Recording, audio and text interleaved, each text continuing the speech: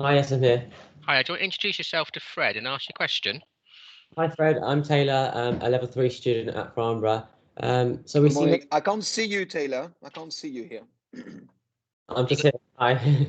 you got your camera on, Taylor. Yeah, put it on. Yeah. We see many people working in the hospitality as an easy way to earn money with little interest for the industry. So do you think it's important that there's a passion for the front of house staff?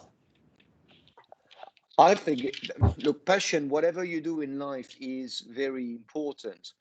And I remember my days at catering college when I was your age, and I was at catering college between the age of 16 and 20. At the time, I was in a catering college that was number three in the country in France. There was 10 demands for one place. Um, and the college was run by a head teacher whose desire really and whose objective was to create students who everybody want to employ. He didn't want to just run a school and tick the boxes, get people qualifications, and leave them on the street after that. It was his pride and it was his objective that every single student who left the college must have a job. But the thing is, we just did not have a job. We were la creme de la creme. We were really one of the best in the country. And so many professionals and restaurateurs, hoteliers were coming to the school to employ us because we were just so good. And the reason why this happened is because of the vision and the values of the college. And I remember at the time the what we were taught and what really inspired me is that it was about the teaching that we received, and we were taught to be the best, and that we needed to be the best, that we needed to be with the best, and as such we were the premiership of restaurant. And for me, for example, when I came to the UK, when I came to London, it was, you know, it wasn't, it was not like I was thinking, oh, shall I work here or shall I work there, or what I wanted to be in the best restaurant. So I chose La Tante Claire, which was at the time two Michelin star restaurant, which gained its third star about 3 months later after I arrived, not because of me, of course, but because of the work of the team there before I arrived. But at the time, of course, there were not so many restaurants in London. So if you were the kind of professional that was, you were going directly to the premiership. But even today, if I was doing catering college today, I would go for the premiership of restaurant. And it may not be a Michelin star restaurant or a five-star hotel, um, but it's a place whose vision and whose values match my own. And by that, I mean, I'm here to be the best and I'm here to work with the best, because it's not just about realizing yourself as a professional. It's about realizing yourself as a human being, as a wholesome human being, who is not only developing himself from that professional perspective, but also from a personal perspective, because life is a journey. It's about self-knowledge, it's about gaining the confidence, and it's about knowing what we are and who we are as people. And for me, working in the restaurant industry has allowed me to do that, because it's allowed me to push me um, to the very limit of what I could do and to learn about myself um, through that. And I think that, I mean, if I had to do it again, I would do it exactly in the same way. But it's true that, you know, if you want to succeed, if you want to be good at anything that you do, you need to be passionate. You need to be good. Mm. Um, Nobody is going to be, you know, there's three ways to be in life. There's bad, there's mediocre, and there's very good, right? Bad is bad and it's very bad. Mediocrity, I mean, why would you want to be known as the most mediocre waiter in the county or in the town or in the restaurant?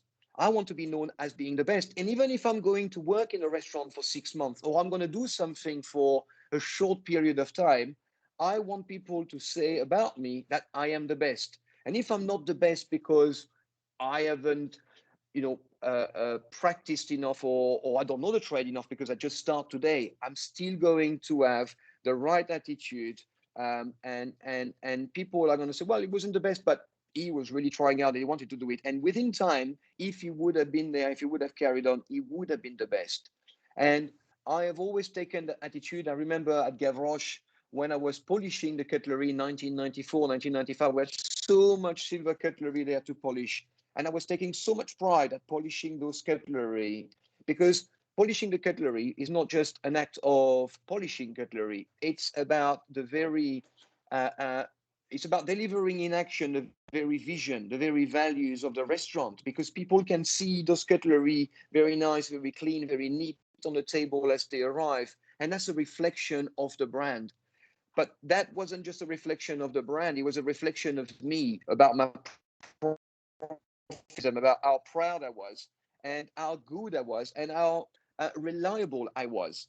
And, I can tell you that I was always the fastest, and I was always the one who was finishing first. My job was done on time, but not only that, it was done to the standard, and I had time to go and help others and contribute even more to the vision and the values of the restaurant.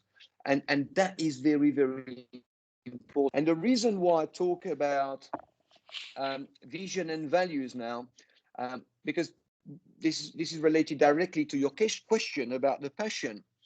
Um, One thing that important also is not just to understand what it means to have a vision for yourself, because we can have a vision for the restaurant, but if you don't have one for yourself, I think you're missing the starting point. Everything in life starts from self. So first of all, you have to understand what is a vision and what are values. I do a lot of, not anymore because of the pandemic, a lot of corporation talks, in terms of the art of service. And I work with big corporations like Bentley Motors, for example, or Jaguar Land Rover. In fact, I've developed a game for them, the art of service for Bentley and Jaguar Land Rover, using exactly the same principles that you have in the restaurant. And a lot of the delegates, when you speak to them, they don't understand what it means to have a vision. They don't understand what it means to have values. So my vision, for example, is to enjoy life, is to learn and to make a difference. So this is the guiding vision, if you like, that I use every single day to keep myself on track and to ensure that I'm going in the right direction, in the chosen direction that I have for myself as a person. And again, like I said to you, it's not just being a great professional, it's about being as great a person that I can be, so that I can go on this voyage of self-discovery within myself, on this journey of discovering myself, so that I can become better, I can become good at every single facet of my life. But it's my responsibility. But to do that, it takes discipline. And I've got to think every day, how do I enjoy myself? How do I learn? And how do I make a difference? And again, everything starts from self. So to enjoy myself is, maybe today I'm feeling a bit sad, or I'm feeling down, or something has happened and it's bothering me. I'm not enjoying myself anymore because I'm stuck. I'm stuck, like a hamster in a wheel, going around recessing the same thought. And this is very unhealthy. So I've got to get out of it and remember what my vision is, to enjoy myself. I've got to learn. Not I'm obsessed every day. I've got to learn a book or something like that. I've got to read a book, but it's about learning and being able to discover new things that's going to excite me, that's going to motivate me, that's going to drive me forward, that's always going to propel me to do more things, because it's about that lust for life and that lust for discovering new things. And these things make you feel more passionate, because passion feed passion, business feed business. This is how things work for me in any case. And then making a difference. The difference starts when I make a difference for me first, when I am realizing my vision, when I'm living my values, when I'm being the person I want to be. I'm making a difference because I'm making a difference to me. But then, of course, it's to my immediate family, to my children, to my partner, to my parents, to my friends, to my family, and then to the community where I live, to the industry where I work, to the people that I work with. You see, so as you expand, but never mind expanding, it all starts there, and it's all start with you being true to yourself and being true to what you want to be, because ultimately you decide what you want to be in life, and you decide to be that person, and you or not pursue it. So if you want to have the passion, you can't fake passion. Either you have it or you don't. If you don't have it, it's because maybe it's wrong for you,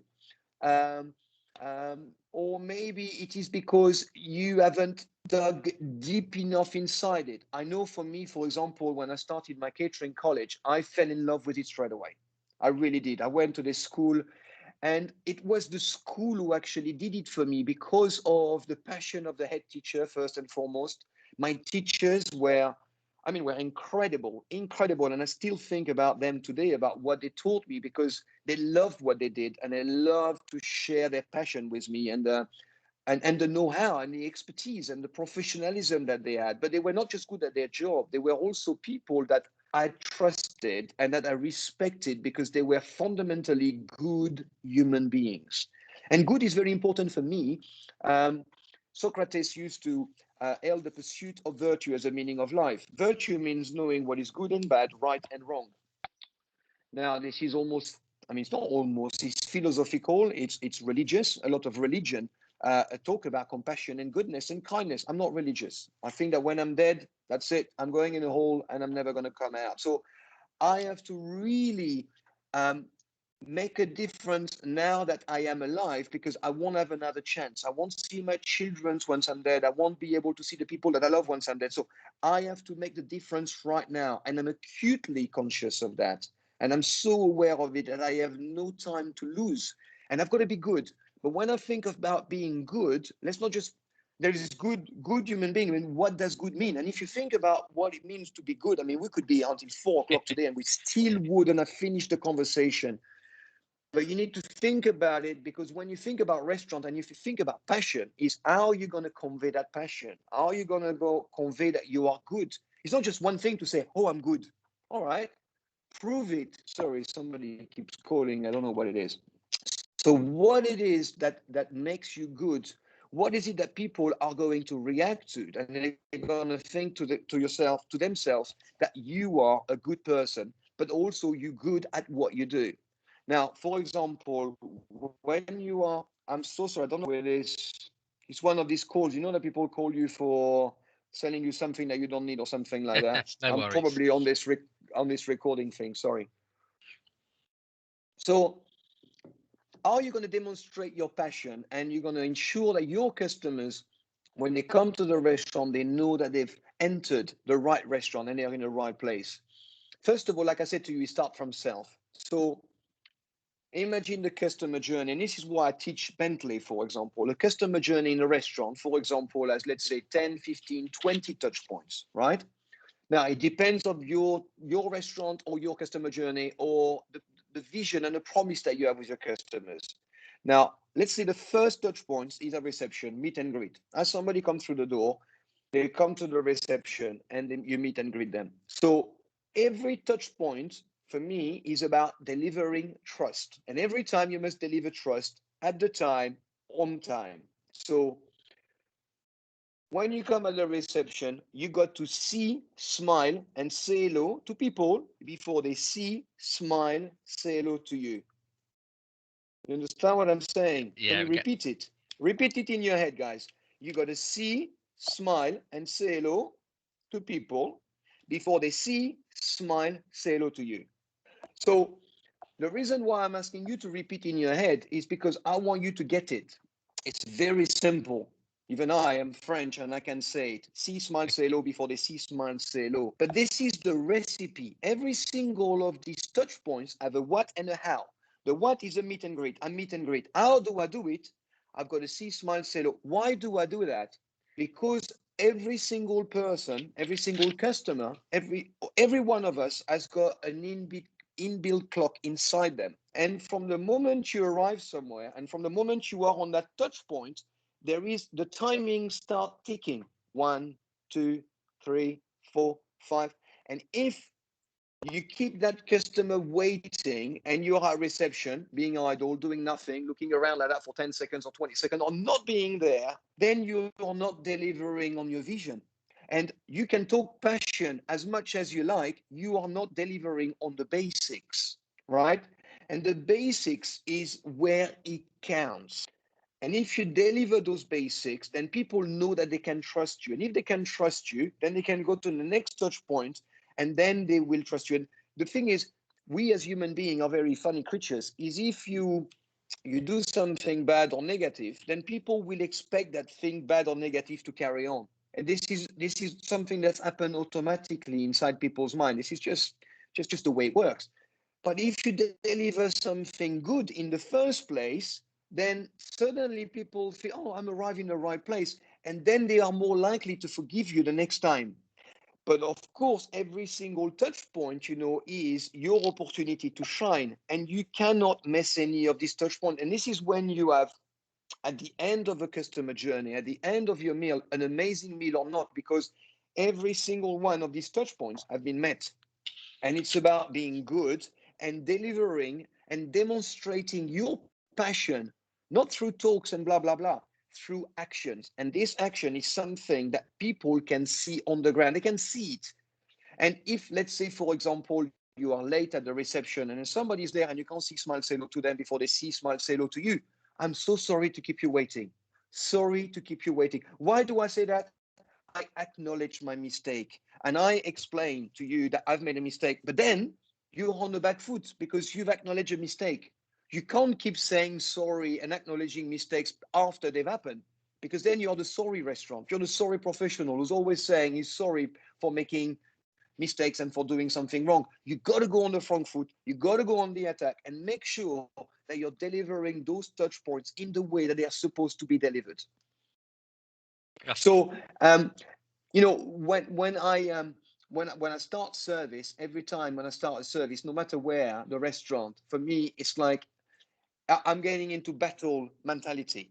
I'm become a soldier, and I'm not a soldier like with my tanks and my guns and all that, but I have to win. I have to win that battle. I've got to make, because there's so many things. When you run a restaurant, if you have to have standards, you have to have systems, and in the same time, which is what I think hospitality is so exciting, is that you've got your standards and your systems, and yet you have to deliver hospitality.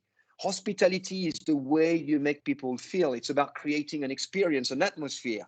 And that is combining two worlds, which is a very mechanical world and a very emotional world that collide and come together to create seamlessly an experience and memories and that sense of conviviality, that sense of togetherness with people that you don't get in any other industry. My parents used to work in the French NHS, and my mom used to say to me, and she still says to me, I mean, although she's retired, when you work in a restaurant, you look after people when they are having a good time and they are happy. We look after people when they are sad and they are dying and they are sick and they are in pain.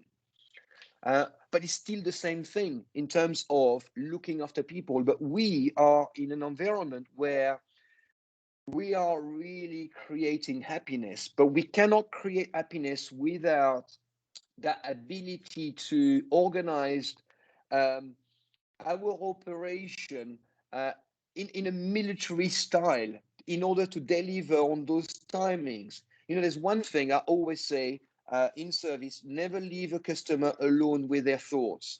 If you leave a customer alone in their thoughts on this touch point and you leave them for too long, the clock starts ticking. And we all have that clock. And we all have been in a restaurant or a pub where you're waiting for too long and you see somebody waiting and you think, well, what are they doing? Because they are not focused. They are not focused on their mission. They're not focused on their vision. They're not focused on their customers. They're not focused on the basics. And because they are not focused on the basic, they are failing us. But ultimately, they are failing themselves.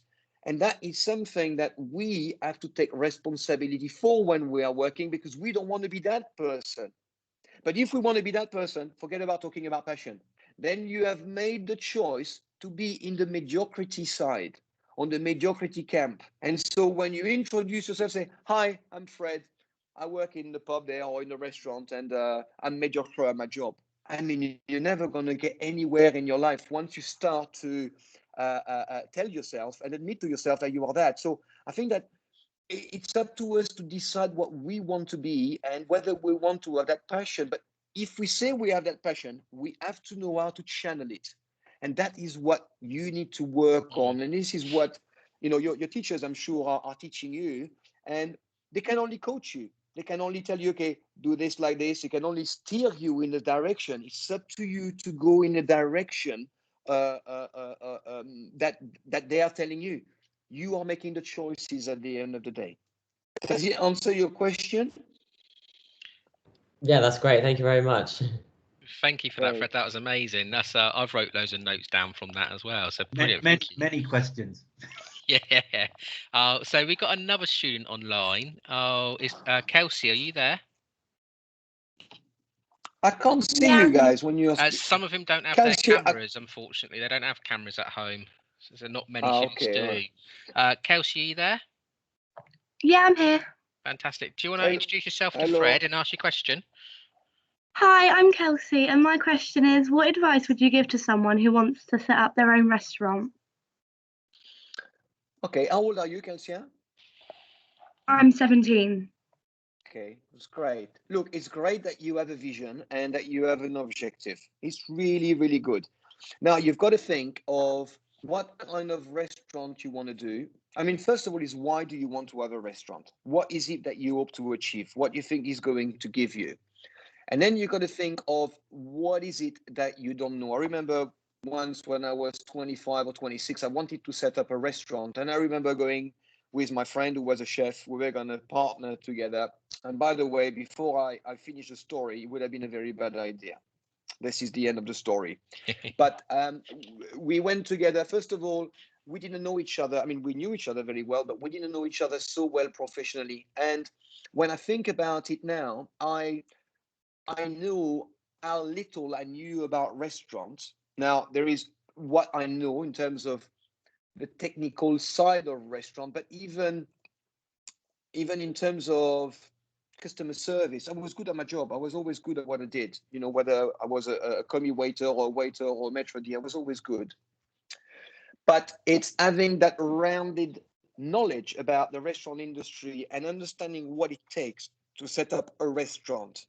So what I would advise you to do now, I think it's great. You have that objective, you have that vision, you have that plan. So put it over there. This is what I want to do.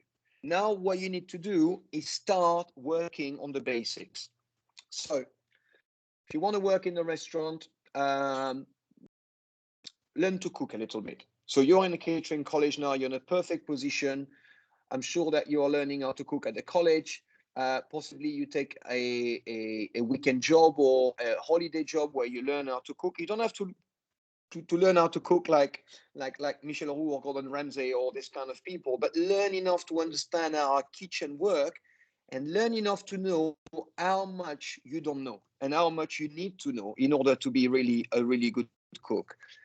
Work in the front of house, work in reception, work in reservations, work in conference and banqueting, work in mini bar, work in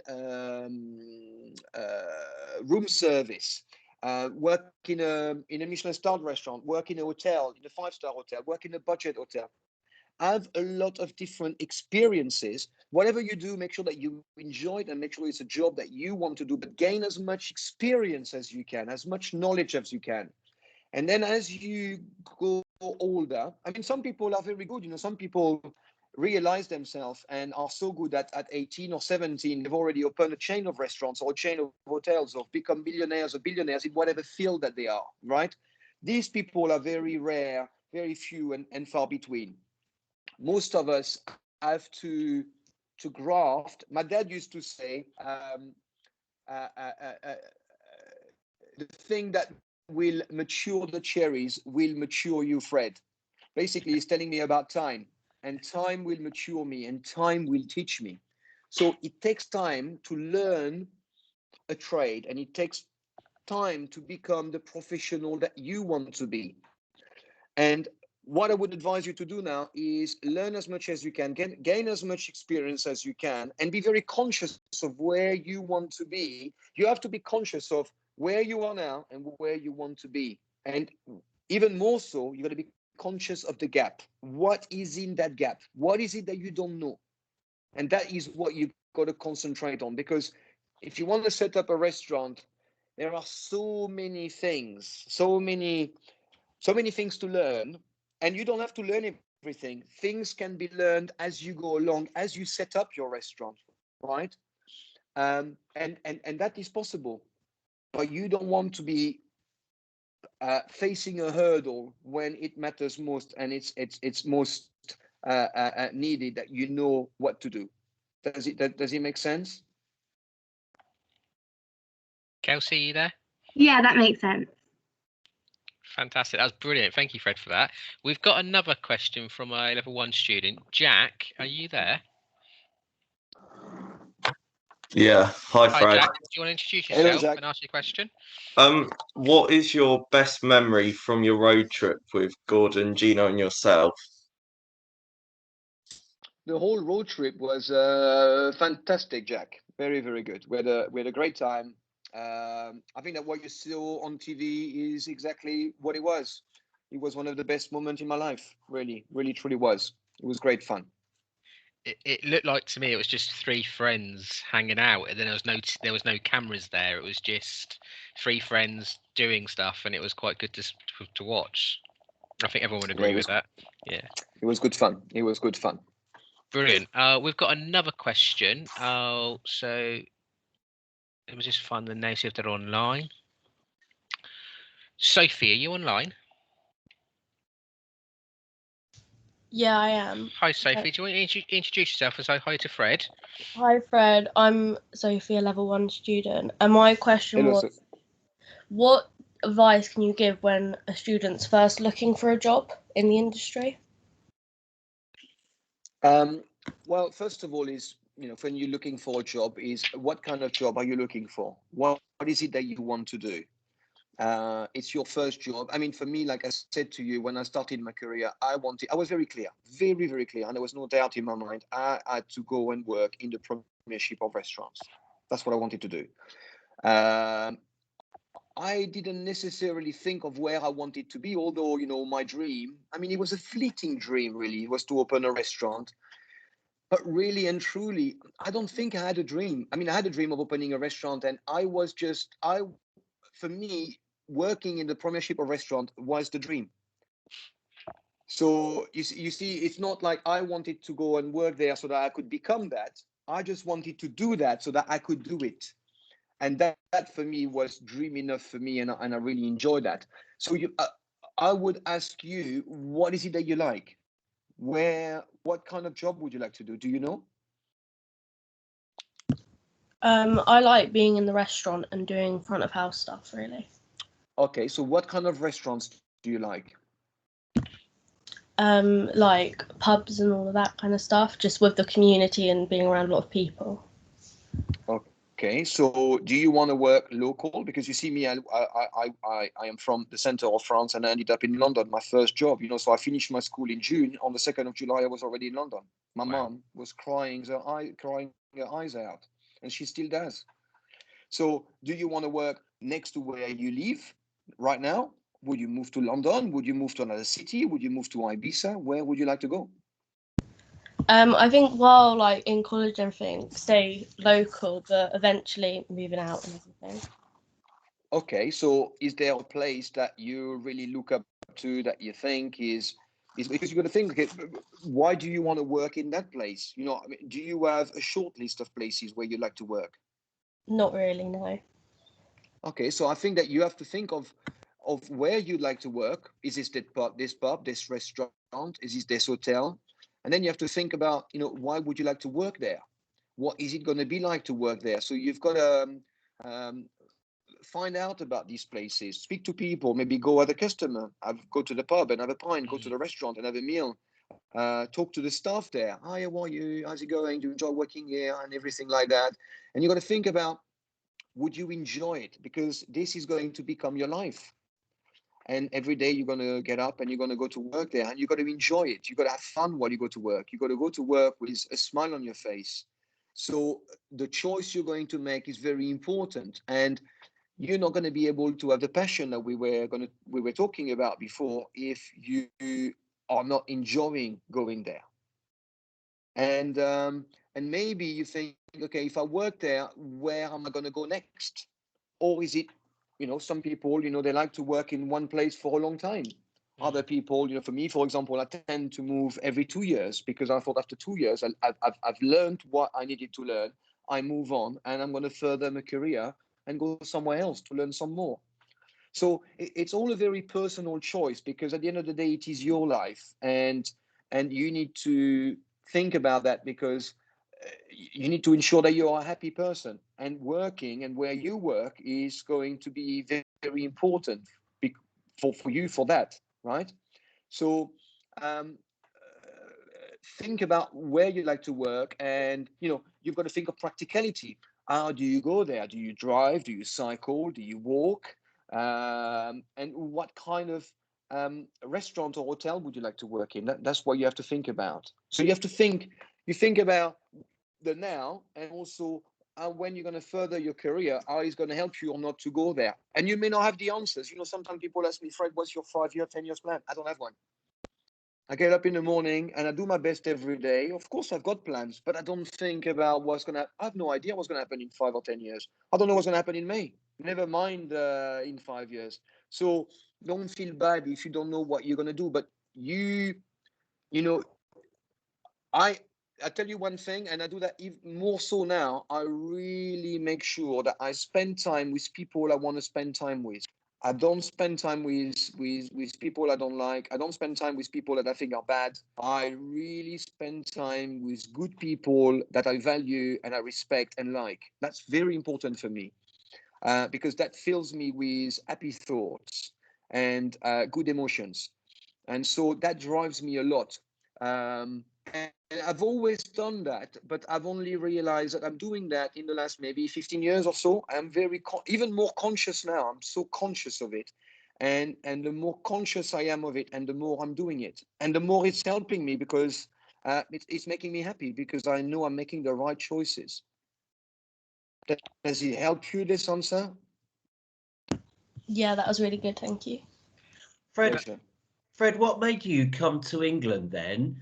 If you studied in France and France has got this history of fine gastronomy, what made you come to England to move on the dream? Was English food moving on? Did you think that was the way for you?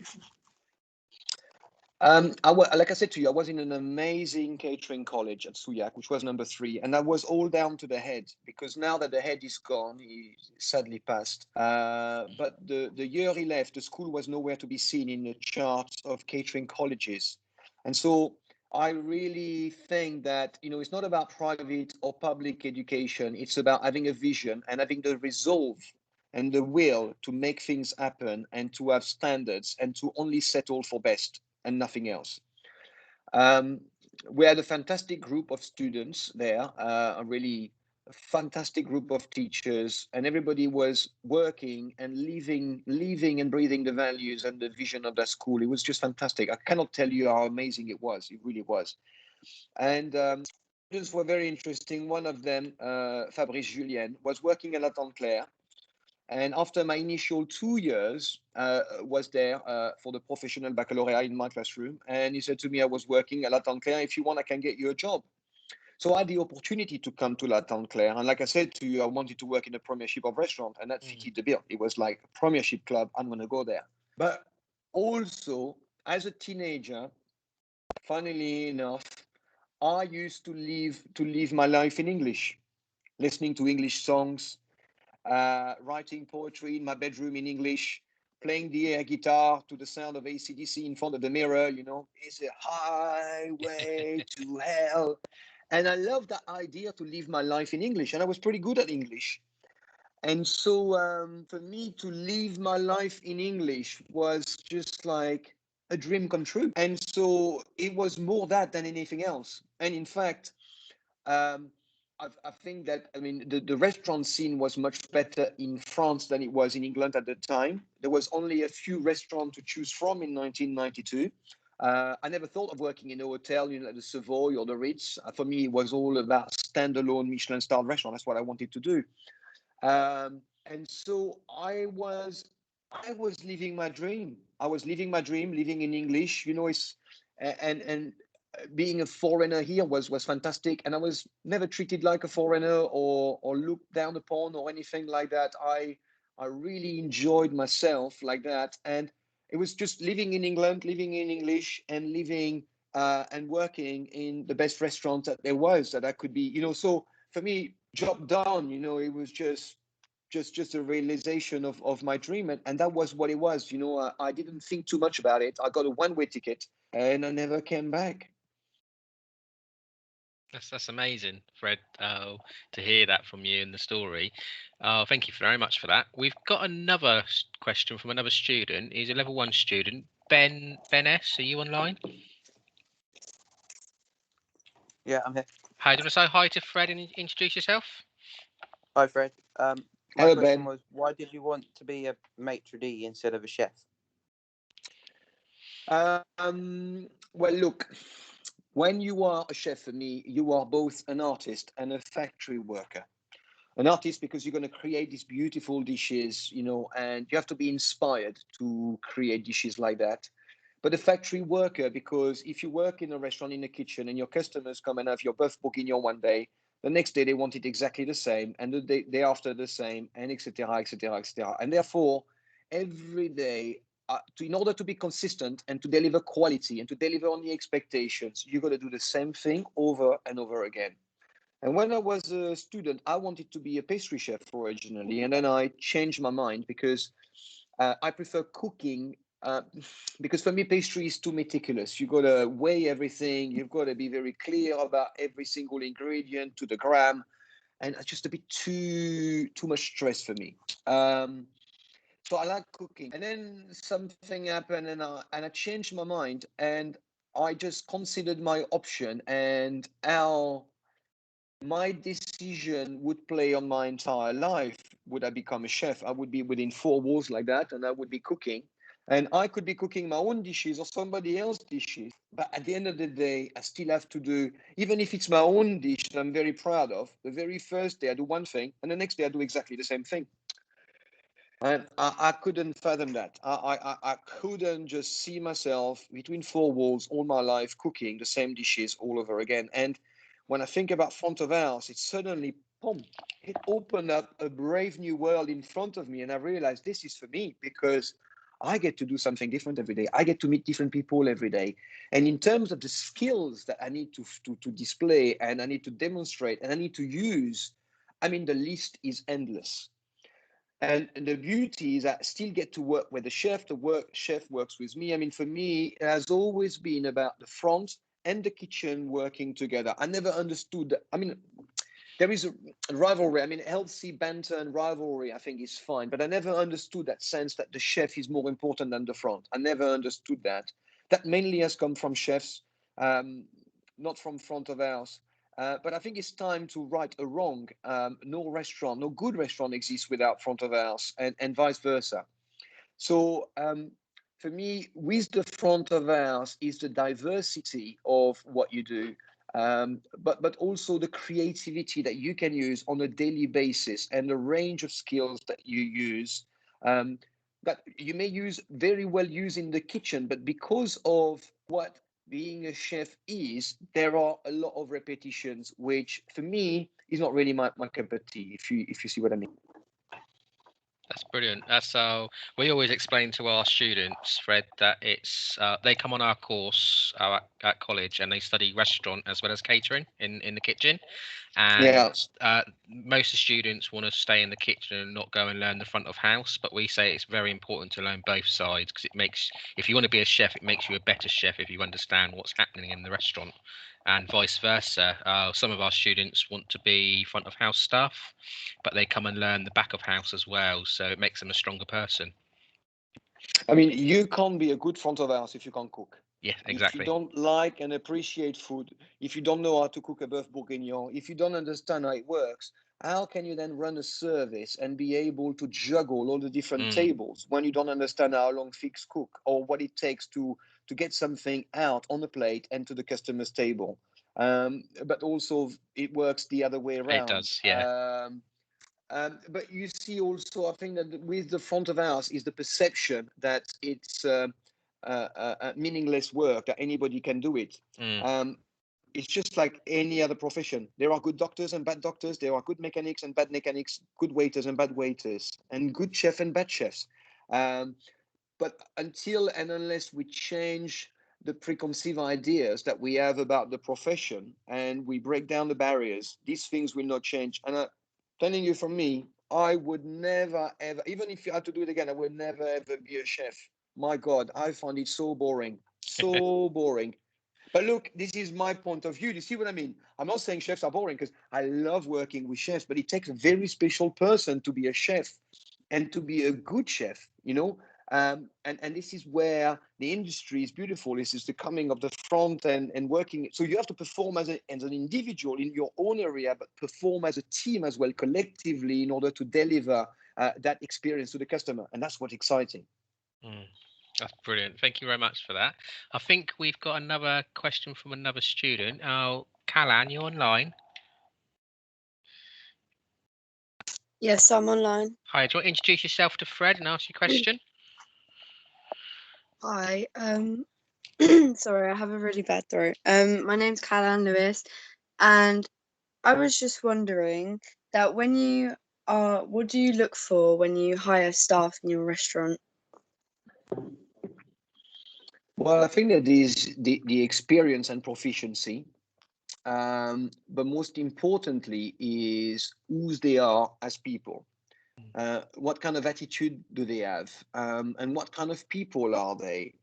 Um, and I think what I'm looking for is that sense of focus, that sense of determination and willpower. I cannot tell you how many people I have met in my career who I interview or I work with, and they tell you they want to be the world champion of restaurants. They want to be the best. And when it comes to do the hard work, they can't do it. Or they can only do half of it. Or they make excuses. You know, I think that if you want to be the best, you've got to know what it takes. And what it takes is hard work. It takes willpower. It takes focus. It takes a special kind of a person, you know, to say, I want to go to the top of the mountain and actually to get there. 'Cause to get to the top of the mountain, you need to walk. It's going to hurt. And at one point, maybe you get tired and you want to stop. But, you know, maybe you stop. But then if you want to reach the top, you got to carry on and you got to keep walking. So I think it's the attitude. Um, and so it's in the character of the person, because the job can be taught, the specific standards of the restaurant can be taught. But of course, I'm looking for somebody who speaks restaurant language. What I mean by restaurant language, who understand really what I am talking about. And if you don't understand what I'm saying, is that you can put your faith in trust in me. I am telling you the truth, and that eventually the fog will clear and you will get what I am saying. And I'm saying that in terms of, you know, my old catering teacher, Mr. Surzak, used to talk to me about rigor. Every day, his favorite word was rigor and discipline. And you cannot deliver a restaurant experience to thousands of customers every year without that rigor and without that discipline. You cannot deliver high standards with a laissez-faire attitude. You can't do it. You have to be very clear with your standards. You have to be very clear with your operations. You have to be very meticulous. You have to pay attention to detail. And therefore, you've got to be focused and you've got to be timely. Timely requires discipline. It requires that rigor. So it's the very, very basic that you're talking about. I do a lot of boxing. I mean, I've officially retired because I don't enjoy getting punched in the head anymore, although I did, in a funny way, quite enjoy it at some point in my life. But one of the things of boxing is about breathing. The basic of boxing, the boxing of any sports is breathing. And when you think about it, it's such a simple thing. Yes, it is. But if you don't breathe, you don't get oxygen to your muscles. And therefore, you're not able to perform. So breathing is a very important part. But you don't breathe when you are doing high level sports if you don't think about it. So if you think about two boxers, for example, going at each other, one of them is going to be thinking and monitoring what he's got in his tank or what he or she's got in his tank. And as you monitor what you've got in your tank, and as you feel that your tank is being depleted of oxygen, you've got to find a way to take a breather and to replenish your energy level and your oxygen level so that you can go on the attack again. And the same principles apply for the basics of customer service, the basic of restaurants, and the basic of you as a person being successful in the restaurant business. You know, people can make mistakes. Mistakes are human, and we shouldn't be worried or afraid of making mistakes. It's only when you make mistakes that you can become better. But there is a big difference between a mistake and negligence. A mistake is something that you do once. Negligence is something that you keep doing over and over again. I've got no time for negligent people. This is unforgivable because it means that you know, but you can't be bothered to change and to make a difference. And therefore, you are not only lying to people, you are lying to yourself. And I've got, you don't want to employ somebody like that. But somebody who's really conscious of what they do, passionate about their job, who want to learn, but not say they want to learn, who actually want to learn and want to put into practice the very basic that necessary for them to be successful and to be able to trust in the people, who are going to either teach them or manage them or show them or explain to them. That's very important. And yeah, this is what I'm looking for. It's very rare. It's very rare when you find the right people. And when you are the manager, or when you're going to be the manager or the owner who's going to employ people, sometimes you have to give and take. You have to think, okay, well, that person doesn't have everything, but at least they've got that or they've got that, and combined with that other person, I've got this. But that means that you, as the owner or the manager, must make up for the shortfall that they don't have. But right now, this is true because in the hospitality industry, and this is where you guys have a very good future ahead of you, if you work hard and if you're clear about what you want to do, you've got a very good future ahead of you, because there is a huge skills and staff shortage in this industry. 40% of the workforce is foreigners, people who come from abroad. Because of Brexit and because of COVID, a lot of people have gone home and a lot of people will not come to this country anymore. So you guys are being taught by a very motivated team of teachers there, whose sole objective really is to do a good job and to give you skills and the values that you need in order to be successful in the industry. Because you speak the language, because you are being educated in your chosen trade, your chosen profession, and you're learning the very skills that you will need to be successful, you have, it's not, I can't tell you the percentage, but you have all the chances to be good at what you do. And one of the reasons is there is simply no competition, because the skills and staff shortage is such that there are no staff about. So if you can't be successful, guys, come on, you can do this, and you will go all the way to the top. That is a guarantee. That's brilliant. Thank you very much for that, Fred. I think we're coming to the end of our time now, and I think that there was a couple of questions that were going to be asked, but I think you answered them in your talk, so I won't get the students to ask them if that's okay. But I just want to say thank you very much for coming online with us. It's been very passionate for myself to hear you, and hopefully for the students as well. So given your time today to speak to us has been fantastic. Thank you very much for that. Pleasure. If I could ask you to stay online, Fred, for 2 seconds, so the lecturers can just say thank you to you. Students, chefs, if you don't mind, you can all disappear now and say thank you to Fred for his time. And don't forget to be back online at 12 o'clock, please. Thank you, Fred, for your time. Thank you. Bye-bye. Thank you. Thank you. Thank you. Thank you. Thank you. Thank you, Fred. Thank you, Fred. I didn't even move. Fred. Have a nice day. You too, guys. That's very nice of you to say goodbye like that. I really enjoy this. Thank you very much. Have a good day. Enjoy your lessons at 12 o'clock. Cheerio. Not one question about first dates. There was one question submitted, Mr. Smith, about first dates. One of our students wanted to go on it. Tell them to apply. That's what we said. We'll just wait for them all to disappear, if that's okay, Fred.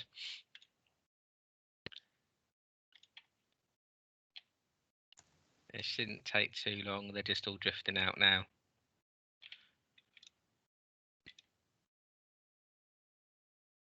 Fantastic. I think that most of them are gone now. So, Fred, we've got my boss online, who's in charge of the catering department, Miss Gwen Grace. So, Gwen. Fred, oh my gosh, I'm blown away. You're going to keep me on a high for the rest of the year. Oh my goodness. I could listen to you all day, all week. I just wish we had a bottle of red wine and I'd be well away. Me too. So thank you so much for your precious time, because I know you're a very busy man, to give your passion to our students. I feel I'm front of house and I always feel we get left behind. It's always about the chefs and how wonderful they are. So for me, this is an absolute dream come true to actually have you talk to our students today. So thank you. Brilliant, brilliant. Well, thank you very much. I'm really, really glad. I really enjoyed it, in fact. So, and I love the way you did the talk and how you got everybody to say goodbye. That was very touching. Thank you. Thank you. It's just a shame that most of our students don't have cameras at home at the moment, so we struggle in lessons where we can't actually see them. So some do, and some I had them on today, but the majority just don't have that technology at the moment. But Okay. it was good. Andy, who's one of our chef lecturers. Hi. Hello, Andy. Fantastic. Well, thank you very much, Fred, for your time. And wish you all the best. And hopefully Take we'll be care, in touch guys. with you soon. Okay. Thank Take you, care. Fred. Fantastic. Thank you. Take care. Bye. Bye. Bye. Bye. Bye. Bye. Bye.